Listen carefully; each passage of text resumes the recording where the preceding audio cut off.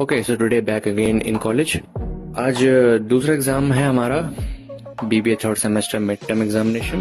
Previous exam was good. आज का exam कैसा जाएगा देखते हैं। आज है हमारा एग्जाम बिजनेस पॉलिसी और प्रोडक्शन मैनेजमेंट का, and of course I will provide my exam papers after the exam, so stay tuned.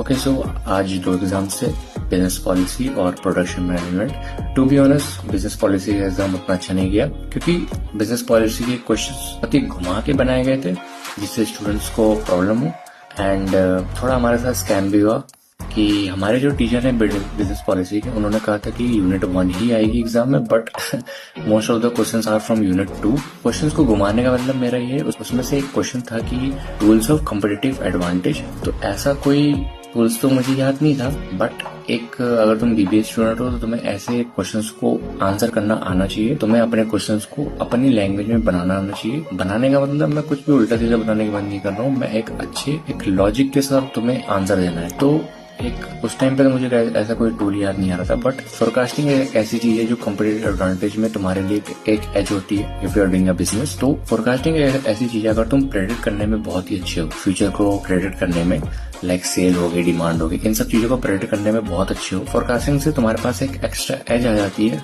अगर तुम्हारे आसपास बहुत सारे कंपटीटर्स हैं और फोरकास्टिंग में तुम उनसे बहुत अच्छे हो, तुम उनसे पहले प्रेडिक्ट कर लेते हो और तुम्हारी प्रेडिक्शन ऑलमोस्ट एक्यूरेट होती है, तो तुम ऑब्वियसली एक कॉम्पिटिटिव एडवांटेज टूल मान सकते हो। तो यही सब मैंने एक ब्रीफली एक लॉजिक वे में मैंने आंसर में लिखा था। तो ये सब रील्स बनाने का एक मोटिव ही यही है कि तुम लोगों को पता चले कि एक एग्जाम को कैसे हैंडल किया जाता है। अगर तुम्हारे एग्जाम में कुछ इस टाइप के क्वेश्चंस हो जाते हैं जो कि अनएक्सपेक्टेड होते हैं, वियर्ड होते हैं, तो यस एबिलिटी होनी चाहिए इन सबको हैंडल करने की। I will see you in the next video.